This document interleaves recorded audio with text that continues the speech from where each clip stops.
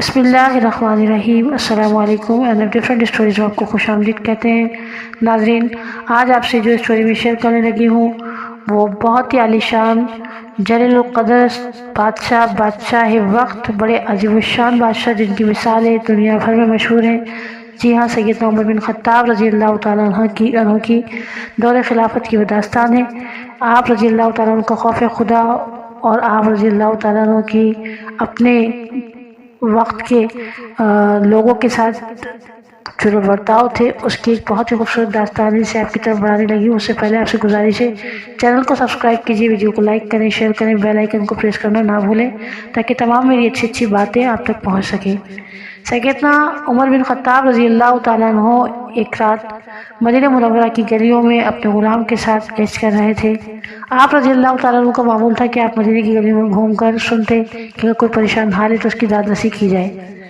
چنانچہ دیکھا کہ ایک دروازہ کھلا ہوا ہے اور اس میں ایک بوڑھی عورت جو کہ اکیلی گھر میں بیٹھی ہوئی پریشان حال ہے اور تنہا ہے، گھر میں کوئی اور موجود نہیں۔ ان بوڑھی خاتون کو دیکھا اور پریشان حالی دیکھی تو سیدنا عمر نے اپنے غلام سے کہا کہ جاؤ معلوم کرو کہ کیا پریشانی ہے، یہ اس طرح کیوں پریشان بیٹھی ہے۔ بوڑھی عورت سے کہا کہ اماں کیا ہوا ہے، تو وہ بتانے کو تیار نہ ہوتی، کہنے لگی کہ بھائی میں نہیں بتاتی، جاؤ میرے اپنے غم ہے، تم کیوں پوچھنے کے لیے آ گئے۔ سیدنا عمر بن خطاب رضی اللہ تعالیٰ نے بہت زیادہ ان سے گزارش کی کہ اماں اندر تو آنے دو، بات سننا ہے ہمیں، آپ کی بات بتا دو ہمیں۔ بڑی مشکل سے بڑھیا نے اندر آنے کی اجازت دی۔ سیدنا عمر اندر تشریف لے گئے، جا کر پوچھا اماں کیا بات ہے، کیوں اتنی پریشان ہو، اکیلی بیٹھی ہو، خیر تو ہے؟ بڑھیا نے کہا کہ بیٹا میرے اپنے دکھ ہیں۔ کہا تو اماں ہمیں بتا دیجئے، ہمیں بھی تو پتہ چلے کہ آپ کو کیا دکھ ہے جو آپ اتنی پریشان ہیں۔ بڑھیا نے کہا مجھے عمر سے بڑی شکایت ہے۔ سیدنا عمر نے جب یہ سنا تو آپ کہاں گئے، پوچھا کہ اماں کیا ہوا، عمر نے کیا کیا ہے؟ کہنے لگی میں ایک بوڑھی عورت ہوں، بیوہ ہوں، میری کوئی اولاد بھی نہیں، آگے پیچھے کوئی نہیں جو میری داد رسی کر سکے، جو مجھے پوچھ سکے، اور مجھ پر 25 دینار کا قرضہ الگ ہے۔ 3 دن سے میں نے کھانا نہیں کھایا، میرے گھر میں کھانے پینے کو کچھ موجود نہیں، اور عمر نے میری خبر تک نہ لی۔ سیدنا عمر نے کہا کہ اماں عمر کمزور ہے، بے خبر ہے، اسے معلوم نہیں کہ آپ کے پر یہ گزری ہے، تو اسے معاف کر دیجئے۔ بڑھیا نے جواب دیا کہ اگر عمر کو خبر نہیں تو پھر عمر کو چاہیے کہ وہ حکومت چھوڑ دیں اور اس شخص کو حکومت دیں جسے سب کی خبر ہو۔ سیدنا عمر یہ سن کر کانپ گئے، وہاں سے اٹھے، اپنے گھر گئے، 25 دینار لیے، 2 ماہ کا راشن ساتھ لیا، پکا ہوا کھانا لیا، کاندھے پر لادا اور چلنے لگے۔ غلام نے کہا حضور میں آپ کا یہ وزن اٹھا لیتا ہوں۔ آپ نے فرمایا کہ قیامت کے دن میرا وزن اٹھا سکو گے؟ تو اس پر ان کے غلام نے کہا کہ نہیں، ایسا تو نہیں کر سکتا۔ فرمایا جب قیامت کے دن نہیں اٹھا سکتے تو آج بھی میرا وزن مجھے خود کو اٹھا لے دو۔ وہ سارا وزن کاندھے پر اٹھائے۔ وقت کا بادشاہ 20,000 میل مربع گز کے اوپر حکومت کرنے والا یہ بادشاہ وقت سیدنا عمر بن خطاب کندھوں پر ایک بوڑھی عورت کے لیے اپنے گھر سے امدادی سامان اٹھائے ان عورت کے گھر پہنچتے ہیں، غور کیجیے، اور وہاں پہنچنے کے بعد بڑھیا کو وہ سامان پیش کرتے ہیں، پکا ہوا کھانا پیش کرتے ہیں، 25 دینار پیش کرتے ہیں کہ آپ اپنا قرضہ پلٹا دیجیے، اور کہتے ہیں کہ اماں آپ آرام سے کھانا کھائیے۔ جب وہ کھانا کھانے لگی تو وہ تخت پر بیٹھ کر کھانا کھا رہی ہے اور سیدنا عمر زمین پر بیٹھ کر بڑھیا سے عرض کر رہے ہیں کہ اماں عمر کمزور ہے، ناتواں ہے، اسے معاف کر دیجیے۔ بڑھیا نے کہا نہیں بیٹا، میں عمر کو معاف نہیں کر سکتی، میرا بڑا دل دکھا ہے اس کے اس رویے سے کہ وہ مجھے اتنا بے خبر ہے۔ کہا اماں عمر کو معلوم نہیں ہوگا، اس لیے وہ آپ سے بے خبر رہا، اسے خبر نہ ہو سکی، آپ خدا را اسے معاف کر دیجیے۔ بڑھیا نے کہا نہیں، میں تو رسول اللہ صلی اللہ تعالیٰ علیہ وسلم جب میری قبر میں تشریف لائیں گے تو عمر کی شکایت کروں گی۔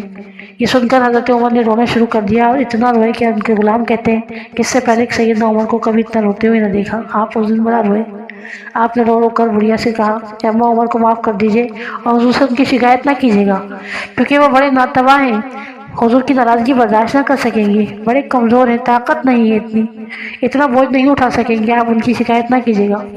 جب انہیں روتے ہوئے دیکھا تو بڑھیا نے کہا تو مجھے بڑا اچھا انسان محسوس ہوتا ہے بیٹا، تو مجھے بڑا بھلا لگا ہے، چل تیری خاطر میں عمر کو معاف کیے دیتی ہوں۔ جب بڑھیا نے اس بات پر آمادگی ظاہر کی، سیدنا عمر نے ایک رکا نکالا اور کہا اماں اس پر لکھ کر معافی نامہ دے دیجیے۔ بڑھیا نے کہا چل تو لکھ دے، میں دستخط کر دیتی ہوں۔ یہ سن کر حضرت عمر نے اس پر لکھا کہ میں فلاں بنت فلاں حضرت عمر کو ان کی ناراضگی پر جو میں ان سے ناراض تھی معاف کرتی ہوں۔ یہ لکھنے کے بعد آپ نے ان بڑھیا کو وہ رقعہ دیا اور کہا کہ اماں اس پر دستخط کر دیجئے۔ جب وہ بڑھیا دستخط کرنے کے لیے بڑھی تو سیدنا عبداللہ ابن مسعود رضی اللہ تعالیٰ عنہ اور حضرت علی کرم اللہ وجہ الکریم بھی وہاں تشریف لے آئے۔ وہ حضرت عمر کو ڈھونڈتے پھر رہے تھے، عرض کی، فرمانے لگے، اے عمر، ہم تو آپ کو پورے مدینے میں ڈھونڈ رہے تھے، آپ یہاں بیٹھے ہیں، چلیں وہاں چل کے دیکھیے، وہاں کافی سارے لوگ جمع ہیں آپ کے لیے۔ جب بڑھیا نے یہ سنا تو بڑھیا حیران ہوئی اور کھڑی ہو گئی، کہا کہ ارے تم ہی عمر ہو، تم نے مجھے بتایا نہیں، مجھے معاف کرنا، میں تمہیں معاف کرتی ہوں۔ مجھے نہیں پتا تھا کہ اس وقت کا بادشاہ اتنا خوف خدا والا اور اتنا اچھا ہے عمر۔ اے عمر، میں آپ کو معاف کرتی ہوں۔ پھر بوڑھی عورت نے جب وہ رقعہ دستخط کر کے حضرت عمر کو دیا تو آپ نے مولا علی سے فرمایا کہ علی، آپ بھی اس معافی کی گواہ بن جائیے، اس پر آپ بھی دستخط فرما دیجیے۔ چنانچہ مولا علی کرم اللہ وجہ الکریم نے بھی اس رقعے پر دستخط کیے۔ حضرت ابن عبداللہ بن مسعود رضی اللہ تعالیٰ عنہ نے بھی اس پر دستخط کیے، اور حضرت عمر نے مولا علی کرم اللہ وجہ الکریم سے فرمایا، کہنے لگے، اے علی، جب میرا انتقال ہو جائے تو میرے کفن میں رقعہ رکھ دیجیے گا، تاکہ کل جب قبر میں حضور مجھ سے پوچھے کہ میری امت کے ساتھ کیا کر کے آئے ہو تو میں یہ رقعہ پیش کروں کہ حضور میرا یہ سلوک تھا آپ کی امت کے ساتھ۔ تو ناظرین، اتنا خوف خدا رکھنے والا بادشاہ کہ جو ایک بوڑھی عورت کی چھوٹی سی شکایت، مطلب وہ بھوکی ہے اور چند روپے کا ان پر قرض ہے، اس شکایت کو برداشت نہ کر سکے اور اتنا انہیں منایا، اتنا منایا، جبکہ یہاں سے کچھ بھی انہیں کوئی سپورٹ ملنے کا آسا نہیں تھا۔ کوئی 2-4 ہزار ووٹ والی طاقتور خاتون نہ تھی، کوئی بڑی عورت نہ تھی کہ یہ بڑے حکام تک پہنچتی اور کسی سے ان کی شکایت کر دی۔ ایک کمزور بیوہ بوڑھی عورت جو اکیلی، جس کا دنیا میں آگے پیچھے کوئی نہیں ہے، جس کی داد رسی کوئی کرنے والا نہیں ہے۔ سیدنا عمر کا خوف خدا دیکھیے کہ ان کی ناراضگی سے بھی اتنا ناراض گئے اور اتنی منتیں کر کے، اتنے جتن کر کے ان کو منایا۔ تو آج ہم اپنے اوپر غور کریں، ہمارے حکمرانوں پہ غور کریں کہ ہمارے حکمرانوں کو تو غریب غرباؤں کا کیا، لاکھوں عالم جو پریشان حال ہے ان کو پتہ بھی نہیں ہوتا کہ کون کس حال میں۔ آج ہم اپنا محاسبہ کریں کہ ہم کیسے لوگ ہیں۔ ہم تو حکمران بھی نہیں، ایک عام آدمی ہونے کے باوجود ہمیں اپنے گھر کے ناراض لوگوں کو راضی کرنے کا بھی طریقہ نہیں آتا۔